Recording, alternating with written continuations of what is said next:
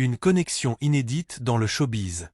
Bienvenue dans une plongée extraordinaire au cœur d'une des relations les plus fascinantes et énigmatiques de l'histoire du divertissement mondial. Dans l'univers scintillant du showbiz, les amitiés entre artistes sont monnaie courante, souvent éphémères ou motivées par des intérêts professionnels. Mais celle qui a uni Diana Ross et Michael Jackson sur plus de 5 décennies transcende ces normes, défiant les catégories traditionnelles de l'amitié, du mentorat ou même de l'amour. Tout commence en 1969, dans les studios légendaires de Motown à Détroit, lorsque Michael Jackson, un garçon de 9 ans issu d'une famille modeste de Gary, Indiana, croise pour la première fois le chemin de Diana Ross, une étoile de 25 ans déjà auréolée de succès avec les Suprêmes. À cet instant, Michael est un enfant nerveux, silencieux, marqué par une enfance rigoureuse sous la férule de son père, Joe Jackson, et en quête d'une ancre dans un monde qui l'intimide. Diana, elle, brille déjà comme une icône de la soul et de la pop, incarnation du rêve afro-américain dans une Amérique encore secouée par les séquelles de la ségrégation. Pendant des décennies, leur relation a intrigué les fans et les médias. Pourquoi ce jeune prodige suivait-il la diva avec une dévotion presque obsessionnelle? Que signifiaient ces mots troublants prononcés en 1983, lorsqu'il la décrivit comme « mère, sœur et amante » dans une interview pour Ebony? Pourquoi son nom apparaît-il dans son testament de 2002, un document légal révélant une confiance implicite? Et pourquoi ont-ils cessé toute communication après son mariage avec Arne Nass Jr. en 1985, un événement qui semble avoir brisé quelque chose en lui? Jusqu'à récemment, ces questions sont restées sans réponse, enveloppées d'un silence presque mystique qui a alimenté les spéculations. Mais aujourd'hui, à 81 ans, Diana Ross, loin des projecteurs et des gros titres tapageurs, a enfin brisé ce silence lors d'une conversation intime en famille, partageant des vérités qu'elle avait gardées secrètes pendant plus de 50 ans. De leurs humbles débuts chez Motown à une affection complexe qui a traversé les époques, de la collaboration sur The Wiz à des chansons codées comme Dirty Diana et Remember a Time, cette histoire est bien plus qu'une simple amitié, c'est un récit d'admiration, de vulnérabilité et d'un amour impossible. Préparez-vous à plonger dans cette saga humaine et musicale, marquée par des moments de gloire, de douleur et de résilience. Abonnez-vous maintenant, laissez un like, et restez jusqu'à la fin pour découvrir chaque détail de cette odyssée unique. Les débuts à Motown, une rencontre qui change tout contexte historique et culturel, l'ère de Motown. Nous sommes en 1969, une année pivot dans l'histoire musicale et sociale des États-Unis. Motown Records, créé en 1959 par Berry Gordy Jr. dans un modeste bungalow de Détroit, Michigan, est devenu bien plus qu'un label, c'est une révolution culturelle. Surnommé Hitsville USA, ce studio a transformé la musique afro-américaine en un phénomène mondial, mélangeant soul, pop et R&B avec une touche de sophistication hollywoodienne.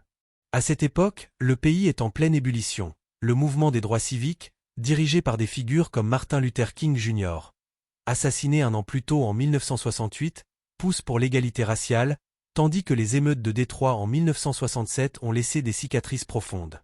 Motown offre une échappatoire, un espace où des talents noirs comme Smokey Robinson, Marvin Gaye, Stevie Wonder et les Suprêmes dont Diana Ross est la voix principale peuvent briller. Diana, née le 26 mars 1944 à Détroit, a grandi dans les projets de Brewster Douglas avant de devenir la star des Suprêmes avec des hits comme Where Did Our Love Go, 1964. En 1969, elle quitte le groupe pour une carrière solo, lançant Reach Out and Touch, Somebody Else's Hand, un succès qui la consacre comme une figure indépendante. La première rencontre, un moment chargé d'émotions.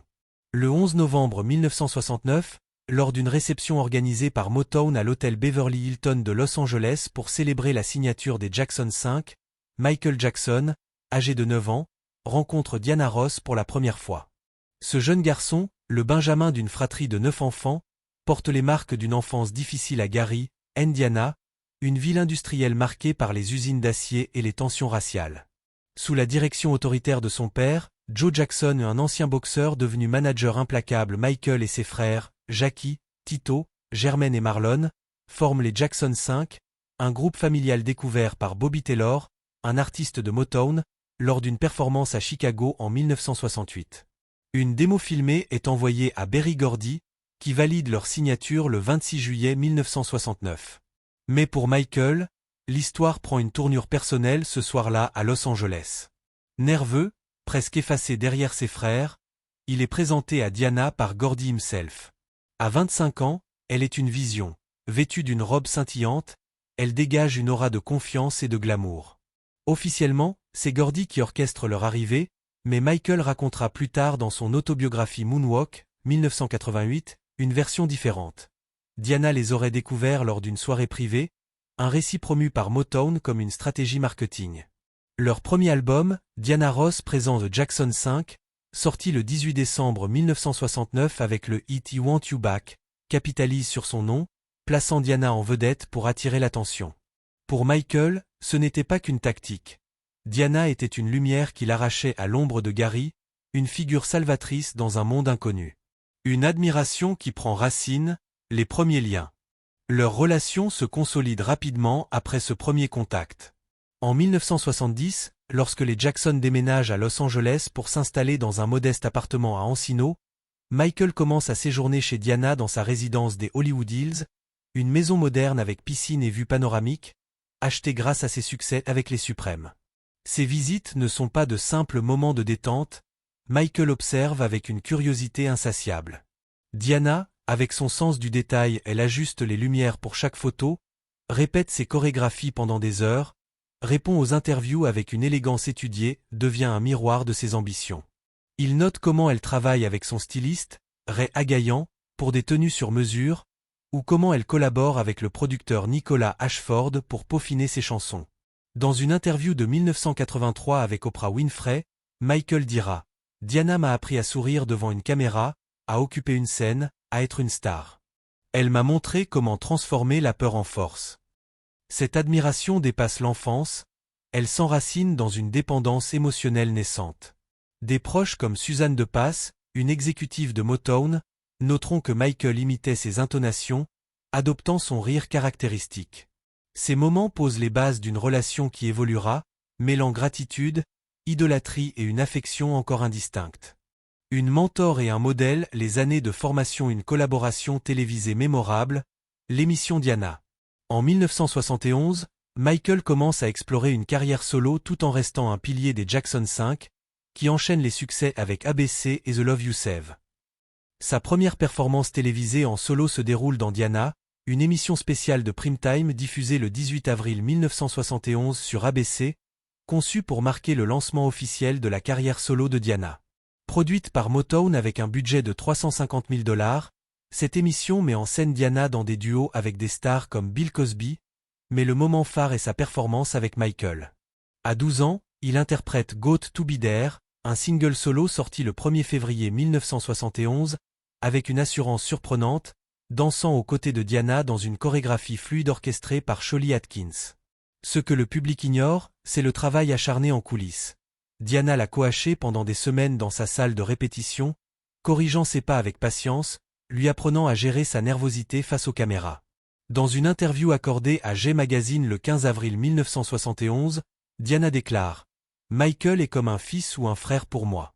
Il m'admire tellement, alors j'essaie d'être un bon exemple pour lui, de lui montrer comment surmonter ses peurs. » Cette image, la diva confiante guidant un prodige timide, devient un récit adoré par la presse, renforçant leur lien public et consolidant la narrative de Motown. Une influence transformatrice, au-delà du mentorat. Mais l'influence de Diana sur Michael dépasse largement le cadre du mentorat professionnel. Il mémorise ses moindres gestes, la façon dont elle incline la tête sur scène pour capter la lumière, sa diction parfaite héritée de ses années avec les Suprêmes, même son rire étudié pour charmer les foules. Jermaine Jackson, son frère aîné, racontera dans un documentaire de 1992, The Jackson, en American Dream, que Michael vénérait Diana et la voyait comme une figure maternelle, mais aussi comme une présence plus complexe, presque mystique. Ce n'était pas scandaleux à l'époque, leur relation restait discrète, professionnelle en surface, mais empreinte d'une intensité émotionnelle palpable. Des proches comme le chorégraphe Sholly Atkins notent que Michael imitait ses poses, adoptant son style vestimentaire fluide inspiré des créations de Bob Mackie, et même sa manière de saluer le public. Un ancien assistant, cité dans un article de Rolling Stone en 1990, dira « Michael voyait en elle une muse, quelqu'un qui combinait force et vulnérabilité. » Cette dynamique, bien que non nommée, pose les fondations d'une connexion qui défie les étiquettes, mêlant admiration, affection et une dépendance affective croissante, encore inconsciente à ce stade. Vivre ensemble une intimité inédite. Le tournage de The Wiz, une collaboration transformative. En 1978, Michael décroche un rôle clé dans The Wiz, une adaptation afro-américaine du Magicien d'Oz réalisée par Sidney Lumet, où il incarne l'épouvantail aux côtés de Diana, qui joue Dorothy. Ce projet, sorti le 24 octobre 1978, est une tentative ambitieuse de réinventer un classique avec une distribution entièrement noire, incluant également Lena Horne et Nipsey Russell. Pour Michael, à 20 ans, c'est une opportunité de s'émanciper des Jackson 5, dont il commence à se sentir étouffé, et d'explorer le cinéma sous la direction de Lumet, connu pour Serpico. Mais une motivation plus personnelle le pousse, travailler quotidiennement avec Diana. Le tournage, qui s'étend de mars à octobre 1978 à New York, marque leur première collaboration prolongée. Michael loue un appartement spacieux dans le quartier de Manhattan, près de Central Park, et à la stupéfaction de l'équipe, y compris le producteur Rob Cohen, Diana choisit d'y vivre avec lui, sans manager, personnel ou caméra, un choix audacieux pour une superstar habituée aux suites luxueuses. Une routine privée et des spéculations croissantes. Ce qui se passe derrière les portes de cet appartement reste l'un des mystères les plus gardés de leur histoire. L'équipe de tournage, composée d'une quarantaine de personnes dont des maquilleurs comme Carla Stewart et des techniciens lumière comme Al Gossman, remarque une complicité inhabituelle. Ils arrivent ensemble au studio chaque matin, souvent dans la limousine de Diana, déjeunent côte à côte dans la cantine improvisée, et s'isolent pour des conversations qui durent des heures après les prises. Diana l'appelle affectueusement « bébé », un surnom qui surprend les assistants, tandis que Michael, connu pour sa réserve et sa peur des foules, semble détendu, riant spontanément et participant à des jeux avec l'équipe. Des rumeurs émergent doucement. Un maquilleur racontera à Variety en 1979 que l'atmosphère entre eux était électrique, mais pas voyante, tandis qu'un technicien suggérera un lien plus profond. Pourtant, personne n'ose aborder le sujet directement, respectant une frontière implicite. Cette intimité n'est pas théâtrale, elle est protégée, presque sacrée. Pour Michael, à un âge où il cherche à se réinventer passant de l'image d'enfant star à celle d'artiste solo, Diana offre une stabilité émotionnelle cruciale. Il partage avec elle des démos inédites de Off the Wall, comme Don't Stop Till You Get Enough et Rock With You, enregistrés en 1978 avec Quincy Jones. Elle écoute, donne des suggestions sur les mélodies, ajuste des paroles, et l'encourage à explorer sa voix. Ces moments, décrits par un assistant anonyme dans un article de Billboard en 1991 comme des « instants de vulnérabilité pure », le transforment profondément. Il devient plus introspectif, souriant moins en public mais affichant une sérénité nouvelle en privé, selon un témoignage recueilli par The Guardian en 2010. Confession publique et silence privé. La déclaration choc de 1983, une vérité brute. En 1983, Michael Jackson, à 24 ans, est au sommet de sa gloire avec Thriller, sorti le 30 novembre 1982. Cet album, qui vendra plus de 66 millions d'exemplaires et redéfinit la pop avec des clips révolutionnaires comme celui de Billy Jean, le propulse au rang d'icône mondiale. Lors d'une interview pour Ebony le 15 novembre 1983, réalisée par le journaliste Phil Garland dans sa résidence d'Encino, un moment inattendu survient. Garland lui pose une question anodine, « Quelle est la femme idéale pour vous ?» Sans hésiter, Michael répond, « C'est Diana Ross, je l'aime. Si je pouvais épouser quelqu'un dans ce monde, ce serait elle. » À 38 ans, Diana est une mère de 2 enfants. Rhonda, née en 1971, et Tracey, née en 1972, et divorcée de Robert Silberstein depuis 1977. Ces mots, prononcés avec une intensité rare, choquent l'intervieweur et les lecteurs. La presse s'emballe, certains y voyant une admiration adolescente persistante, d'autres une stratégie pour relancer l'intérêt autour de leur duo. Mais Jermaine Jackson révélera en 1993, dans une interview avec People, que Michael l'aimait sincèrement depuis des années, montrant même de la jalousie quand Diana fréquentait des hommes comme Gene Simmons des Kiss dans les années 1980. Diana, fidèle à sa discrétion légendaire, ne commente pas publiquement, et les médias, peut-être par respect ou par un accord tacite avec Motown, ne la harcèlent pas. Le mariage de Diana et le retrait de Michael, une fracture émotionnelle. En 1985, Diana épouse Arne Næss Jr. Un magnate norvégien de l'industrie maritime, lors d'une cérémonie intime le 23 octobre à Zurich, Suisse, entouré de sa famille et de quelques proches comme Berry Gordy. Michael, qui avait été invité mais n'assiste pas, reste silencieux pendant des semaines. Lors d'une conversation privée avec son ami Bill Bray, chef de sa sécurité, il confie « J'étais jaloux parce que j'ai toujours aimé Diana et je l'aimerai toujours ». Ce rejet le plonge dans une introspection profonde.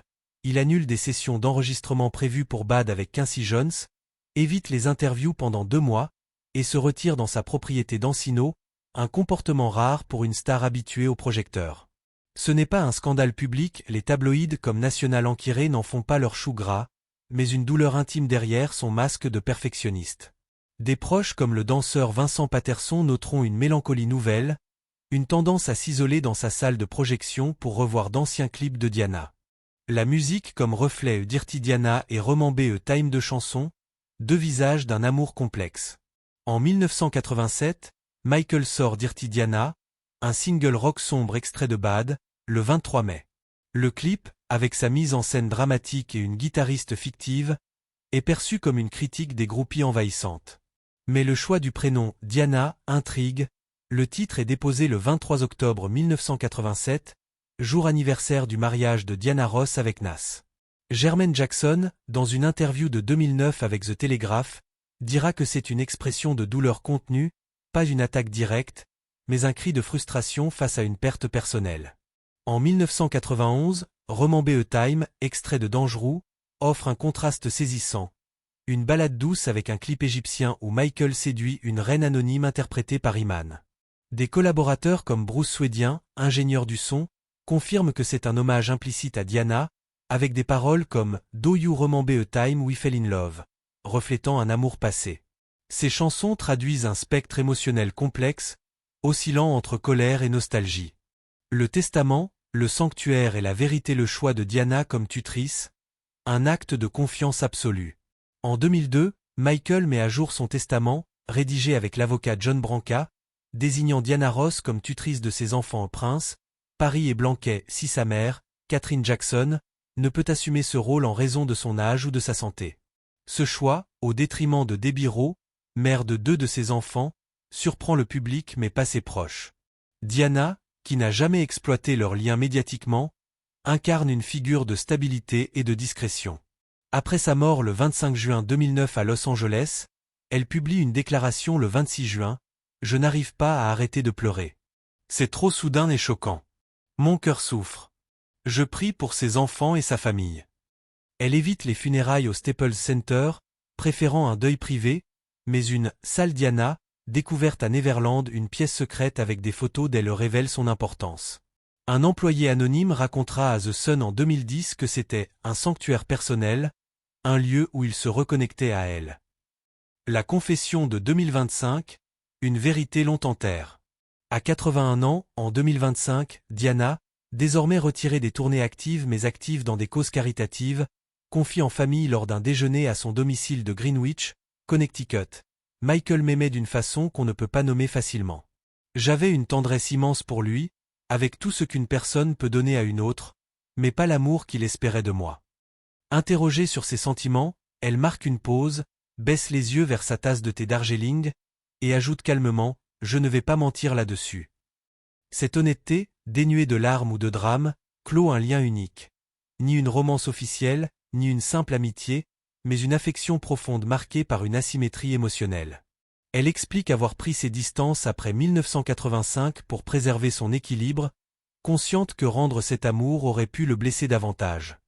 Pensez-vous que Michael a aimé Diana d'un amour romantique ou d'une admiration plus complexe? Partagez vos réflexions en commentaire, likez pour soutenir, et abonnez-vous pour plus d'histoires vraies chaque semaine.